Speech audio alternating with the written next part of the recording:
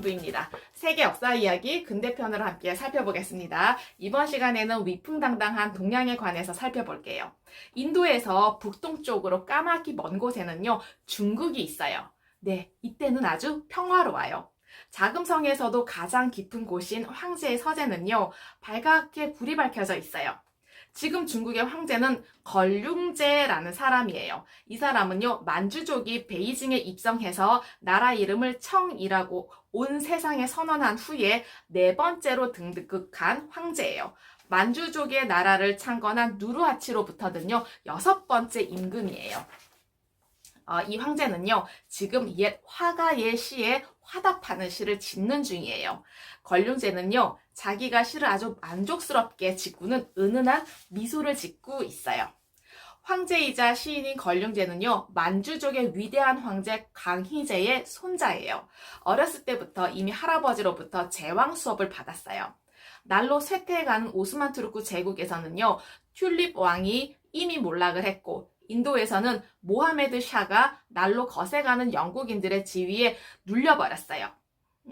그리고 이때에 이 걸륭제는요, 황제가 되었어요. 당시 중국은 역사상 어느 때보다도 부강해 있어요. 근대가 늘 눈에 불을 켜고 있거든요. 왕실의 후원으로요, 시인들과 예술가들이 넘쳐났고요. 중국의 도자기는 전 세계 사람들이 부러워하는 예술작품이에요.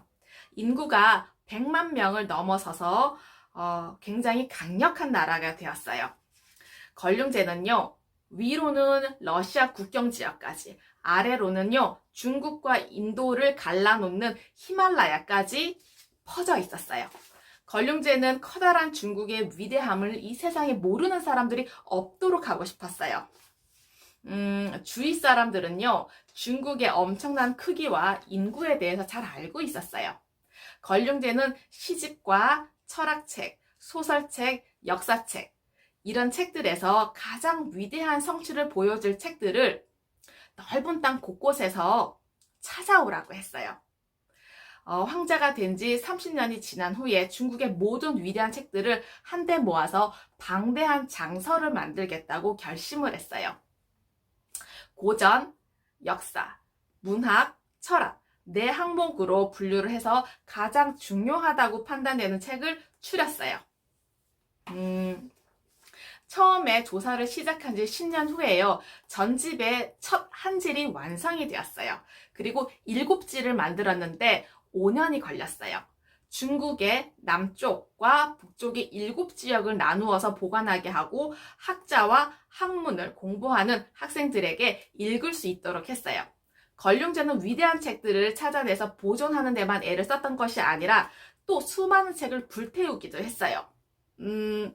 그러니까 학자들을 전국으로 보내서 위대한 책을 찾아내게 하기도 했지만 만주족의 왕조를 비난하거나 원망하는 내용이 있는 책들까지 찾아서 다 불태워버린 거예요.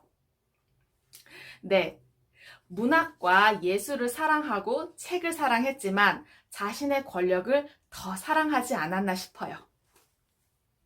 걸륭제는요, 60년 동안 중국을 통치했어요. 이 시기에 서양의 강대국들은 제각기 많은 영토를 차지하려고 애를 썼죠. 스페인은 남아메리카 대부분의 영토, 그리고 영국과 프랑스는요, 북아메리카 땅을 차지하기 위해서, 그리고 또 영국은 인도까지 그 세력을 뻗어나가고 있었어요. 중국도 중국대로 그 영토를 넓혀 나갔어요. 투르크 영토의 일부마저 차지해 버렸는데요. 중국령 투르케스탄이라고 부르는 지역이에요. 그리고 티베트 사람들의 지역까지도 차지하려고 했어요. 하나같이 선량하고 온순한 사람들이었고 국왕은 없고 달라이라마라고 불리는 그 불교 승려가 백성들을 다스리고 있었어요. 그들을 돕겠다고 중국 관리가 티베트로 왔다가 그대로 눌러앉아서 돌아갈 생각을 하지 않고 있어요.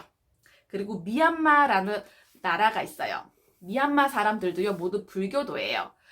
웬 군대가 미얀마 북쪽 지역을 향해서 오고 있어요. 그리고 3년 동안 중국 군대가 4번이나 미얀마를 쳐들어왔어요. 중국은 미얀마를 가지지는 못했어요. 그렇지만은 미얀마의 북쪽 사람들은요, 중국에다가 조공을 바치게 되었어요. 남중국해를 향해서 날아가다 보면요. 그 아래쪽에 베트남이 있어요. 거기에도 중국의 군대가 있어요. 중국은 옛날부터 베트남을 정복하려고 갖은 애를 써왔는데요. 번번이 실패했어요. 그리고 또 대만이라고 불리는 곳이에요. 타이완이라고 불리는데요. 중국은 이 섬마저 정복하려고 했어요. 베트남에서는 정복에 실패했지만 이곳에서는 성공했어요. 그래서 새로운 터전을 잡고 살려는 사람들을 싣고 갔어요. 그래서 타이완은요, 지금 그 인구가 50만 명 이상으로 불어나 있어요. 그리고 또 한국이 있죠. 한국은요, 이때 당시에 중국의 해마다 조공을 바치고 있었어요. 그렇지만 중국에 정복당하지는 못했죠. 그 당시 전 세계 인구는요, 대략 9억 명이었는데 그 중에 3억 명이 중국에 살고 있었어요.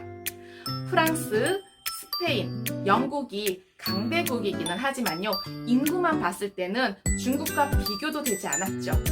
전 세계의 3분의 1이 그 장엄한 중국 용의 깃발 아래 살았던 거예요. 네, 어떠셨나요?